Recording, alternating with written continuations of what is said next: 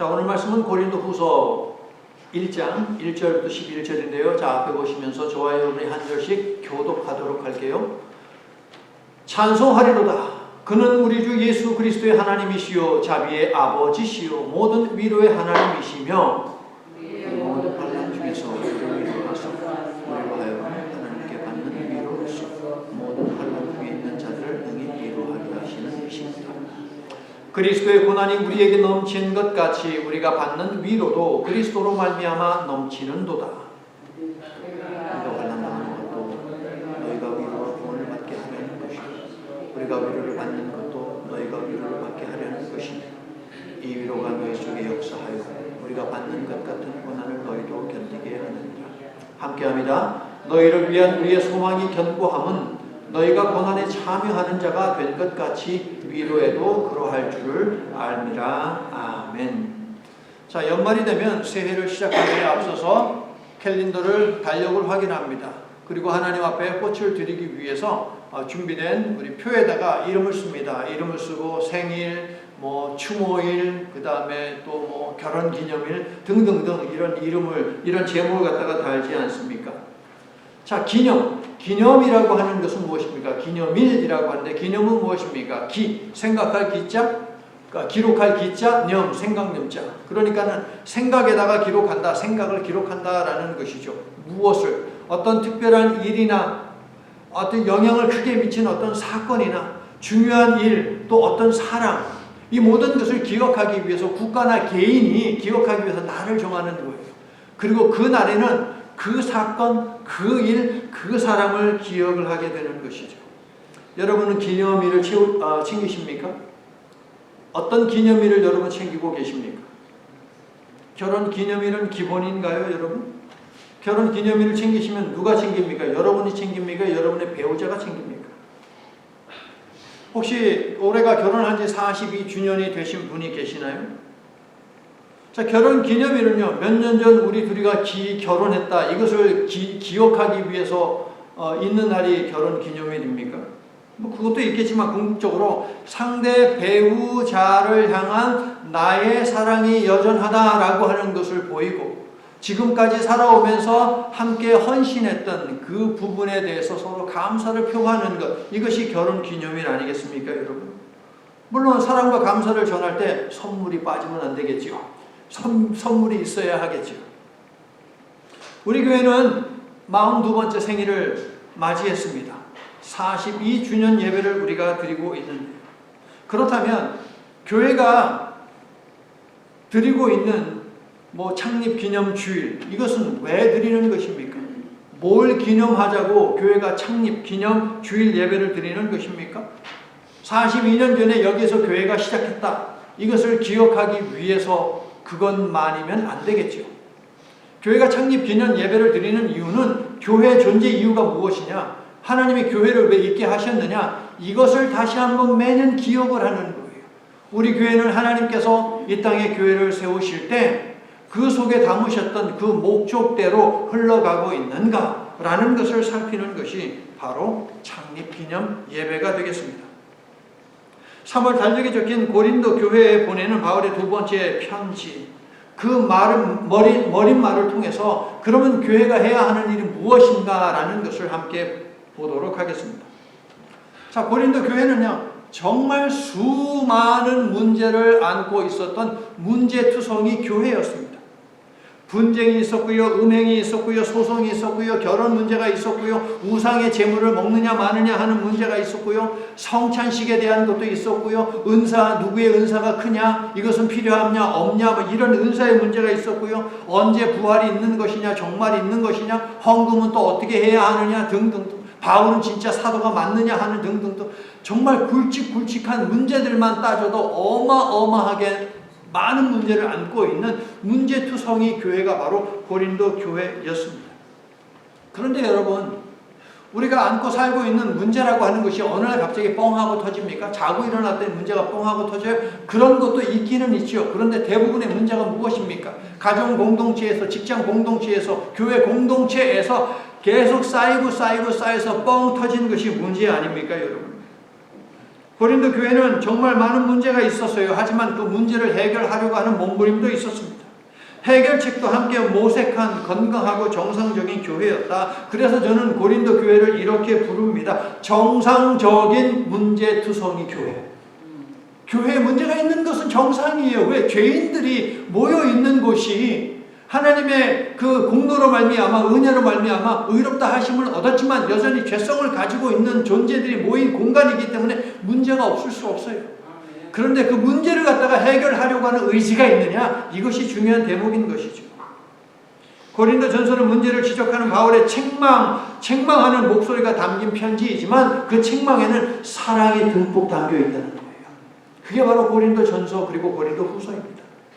고린도라고 하는 도시는요, 동과 서를 연결하는 항구 도시였습니다. 항구 도시다 보니까 서로 무역하기 위해서 물건을 사고 팔기 위해서 수많은 사람들이 몰려들었겠죠. 배운 사람, 배우지 못한 사람, 많이 가진 자, 적게 가진 자, 아니 없는 자, 이런 사람들이 다 섞여서 지내는 곳이 바로 고린도라는 지역이었습니다. 그러므로 고린도에 있는 교회에 이런 다양한 사람들이 몰려들지 않았겠습니까, 여러분? 게다가 고린도는요, 수많은 우상들이 판치는 곳이었어요. 고린도라는 그 단어 자체가 무슨 뜻이냐? 포주라는 뜻이에요, 포주. 얼마나 성적으로 타락했는지 우리가 짐작할 수 있는 것 아니겠습니까? 오죽하면 성적으로 타락한 사람을 가리켜서 이렇게 사람들이 속담처럼 말하곤 했습니다. 참 고린도 사람처럼 산다 라고 말이에요. 그만큼 죄악이 들끓는 곳이었어요. 우상이 많았고 우상 숭배도 넘쳐났기 때문에 영적으로도 타락한 곳이었다. 총체적으로, 육체적, 도덕적, 그리고 영적으로 심히 타락한 곳이 고린도였다. 이러한 이유 때문에 1절을 보세요. 고린도에 있는 하나님의 교회라고 하는 표현이 눈에 듭니다. 그러한 고린도라고 하는 지역에 하나님의 교회가 있다는 거예요. 마치 절벽 틈 사이를 어떻게 거기에 풀이 나는 것입니까, 여러분? 진흙 덩어리인데 거기서 연꽃이 피어나는 것을 보십시오, 여러분. 사막에 모래를 뚫고 나오는 선인장을 보세요. 고린도 교회가 그와 같았다라고 하는 거예요. 정말 교회가 있을 수 없는 곳 같은데 거기에 교회가 존재하고 생명을 발산하고 있었다. 그런데 여러분, 우리가 바로 이런 교회가 되어야 한다는 것입니다. 혼돈의 세상 속에서 우리가 빛이 되어야 합니다. 아멘이세요? 부패한 세상 속에서 우리가 소금이 되어야 한다고요. 육체적, 정신적, 영적으로 굶주린 세상 속에서 우리는 미랄이 되어야 한다라고 예수님이 말씀하시지 않았습니까? 하나님이 그 일을 위해 42년 전 이곳에 교회를 세우셨고 우리를 교회로 부르셨기 때문에 우리가 그러한 교회, 그러한 성도가 되어야 한다. 믿으시면 아멘 합시다. 말없이 건네주고 달아난 차가운 손. 무슨 노래입니까? 편지라는 노래 아닙니까, 여러분? 하얀 종이 위에 곱게 써내려간 편지. 여러분, 소시 쪽에 어떻게 편지 좀 써보셨어요? 그 편지를 통해서 배우자한테 넘어오셨습니까? 아니면 배우자를 넘어오게 하셨습니까?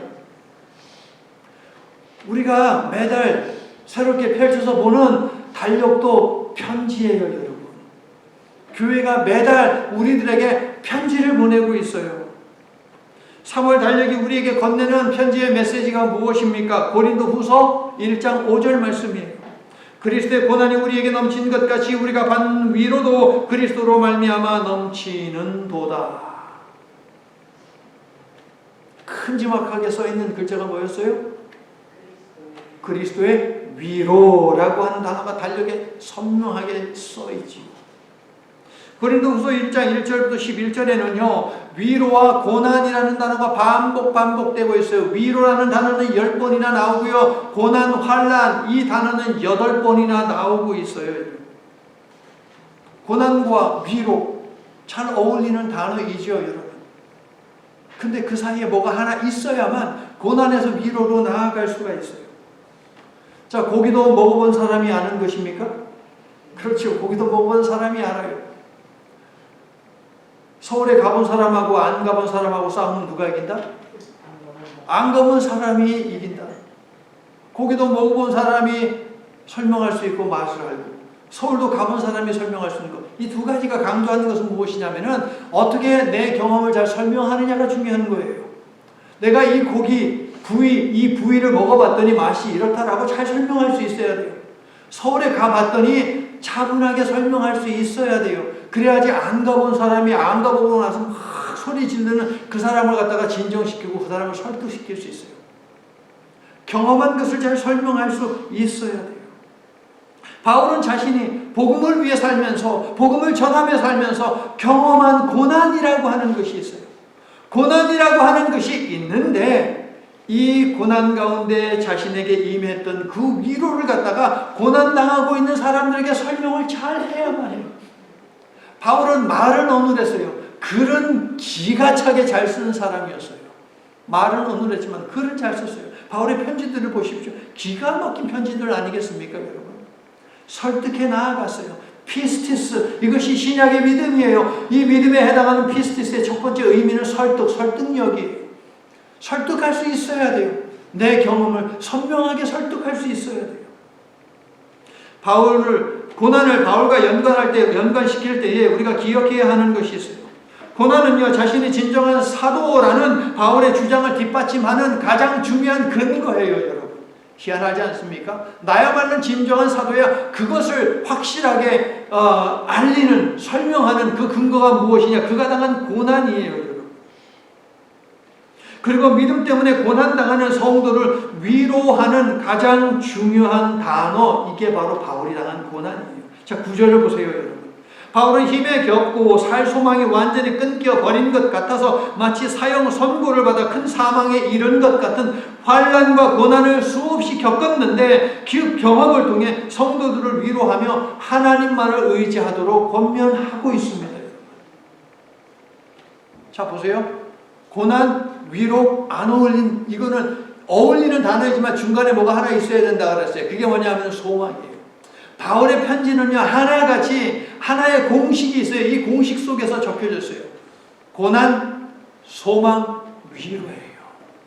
고난 당하는 사람들에게 위로하기 위해서는 소망이 있어야 돼요. 그리스도 안에서 품은 그 소망 말입니다.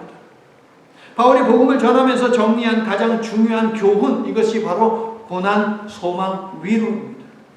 그리스도 안에서 소망을 품고 있는 바울은 고난 위에 큼지막하게 하나의 글자를 선명하게 새겨 넣었으니 그렇게 함으로 말미암아 고난을 덮어요. 고난을 가려요. 고난을 이기게 해요. 그 글자가 무엇이냐? 위로예요. 한번 읽어보세요. 바울은 자신에게도 저렇게 적용했고 저것을, 그리고 고난당하는 모든 성도들에게 저것을 적용하며 오늘 본문을 통해서 여러분 달력에다가 적어 넣으세요. 오늘 설교 제목 주고 가져가시면 있잖아요. 고난 위에다가 위로라고 쓰라라고 바울은 우리들에게 알려주고 있어요. 3월 달력에 큰 글씨로 새긴 그리스도의 위로, 그것이 모든 고난 당하는 사람들에게 함께 하기를 소망하고 축복합니다 라고 바울도 그렇게 축복했고 저도 여러분을 그렇게 축복합니다.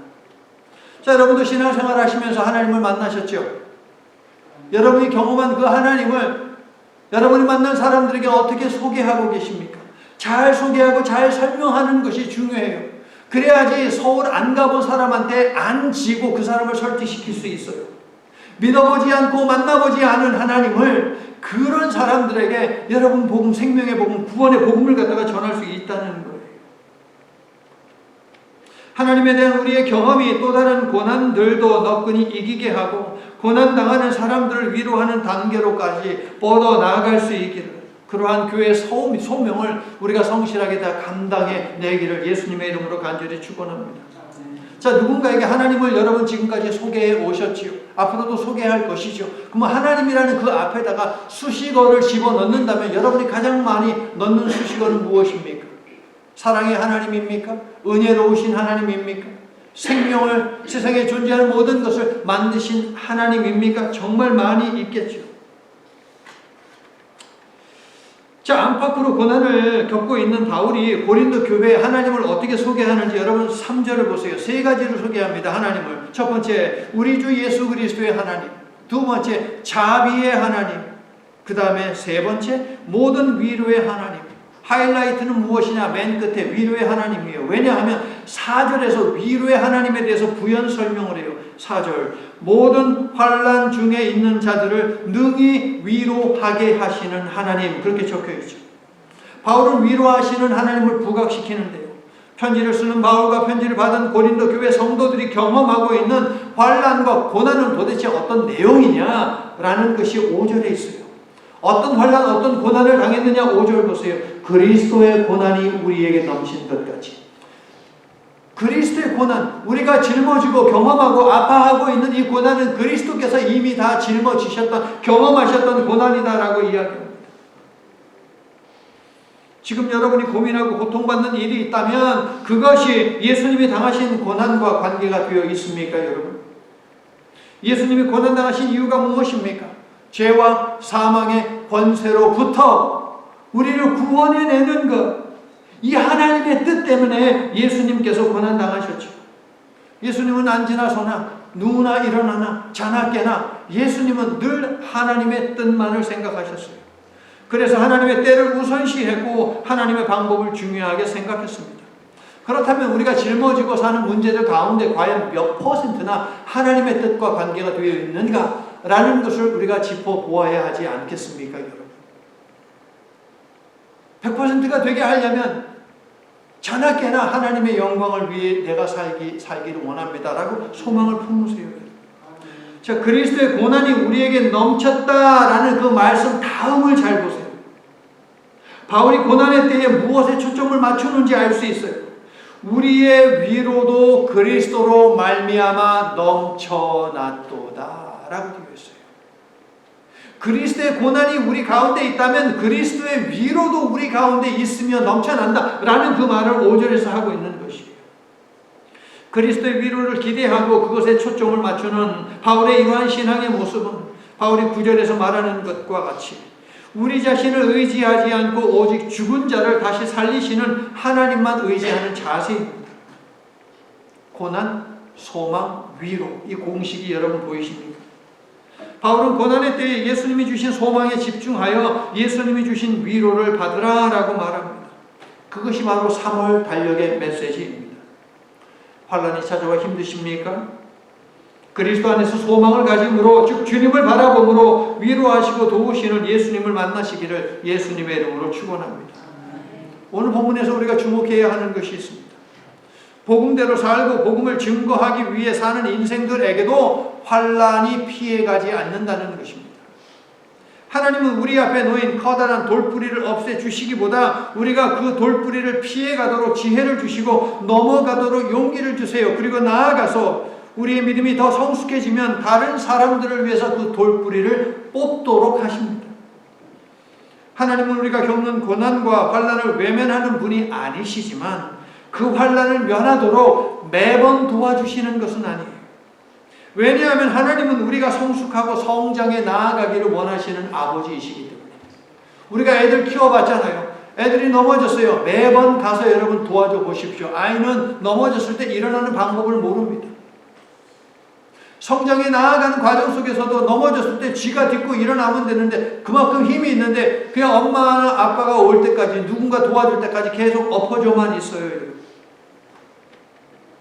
이런 경험이 축적되면 어떻게 됩니까, 여러분? 책임감이 없어져요. 독립심이 없어집니다. 그러므로 어느 순간이 되면 땅을 딛고 일어나게 만들어야 돼요. 하나님의 자녀된 우리들에게도 하나님은 동일한 소망을 품고 계신다. 달걀 속에 병아리가 있습니다. 알을 깨고 나와야 돼요. 야, 너 알 깨고 나오기 얼마나 힘들어. 내가 도와줄게. 톡 하고 깨면 어떻게 됩니까? 병아리로 나온다 하더라도 오래 가지 못해요. 죽습니다, 여러분. 매미가 그 허울을 벗고 나오는 것을 보신 적이 있습니까, 여러분? 밤새도록 아이들 데리고 수련회나 뭐 이런 데 가면 매미 이런 거 많잖아요. 벽에 이렇게 뭐 달라붙어 있는 거 보거든요, 여름 이럴 때. 보면은요, 밤에 분명히 매미가 허울이 있었어요. 근데 새벽에 왜 나가보면 많이 벗어났어요. 그리고 날이 막 밝기 시작하잖아요. 그러면 어느덧 벗고서 어디가로 가버렸어요. 밤새도록 그 과정을 갖다가 겪으면서 이 날개를 움직이는 이 근육이 형성되는 거예요. 근육이 강화되는 거예요. 그래야지 날아갈 수 있는 거예요, 여러분. 나비를 갖다가 그 고치에서 벗어나게 하면 나비가 날아갑니까? 아니요, 못 날아가요. 땅에서 죽고 맙니다. 하나님은 우리가 성장하기를 원하시기 때문에 환난과 고난의 시간들을 이겨내기를 원하십니다. 죄가 더한 곳에 은혜가 크다라는 성경의 말씀이 있지 않습니까, 여러분? 고난이 클수록 하나님의 위로하심도 크다는 거예요. 여러분 믿습니까? 이 세상에 타협하지 않고 복음의 소망을 붙들고 사는 이들에게 고난은 무엇이냐? 절망의 덫이 아니라 위로의 샘이라는 거예요.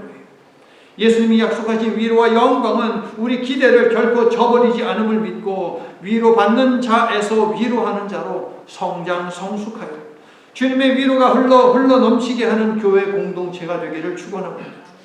이것이 바로 영생수가 넘치는 샘으로 사는 삶이요 생수의 강이 넘쳐나는 배가 되는 비결입니다. 이제 말씀을 마칩니다. 우리는 고난 없는 영광을 축복이라고 말하는 거짓 복음이 판치는 세상을 살고 있습니다. 십자가의 영광은 언제나 십자가의 고난 다음에 주어집니다. 이것이 성경이 우리들에게 알려주고 있는 바 아닙니까? 성경의 원리는요, 희생 그 다음에 평화예요. 고난 그 다음에 영광이에요. 죽어야지 부활이 있고 영생이 있는 것 아니겠습니까, 여러분? 이게 성경의 원리예요. 환난 없는 축복은 없다는 것입니다.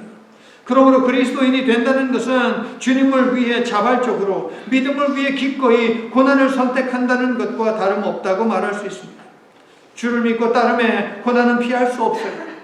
그리스도인으로 살면서 세상을 불편하게 만들지 않고 세상으로부터 고난받지 않는다면 복음을 대변하며 살고 있는가 우리가 잘 살펴보아야 합니다.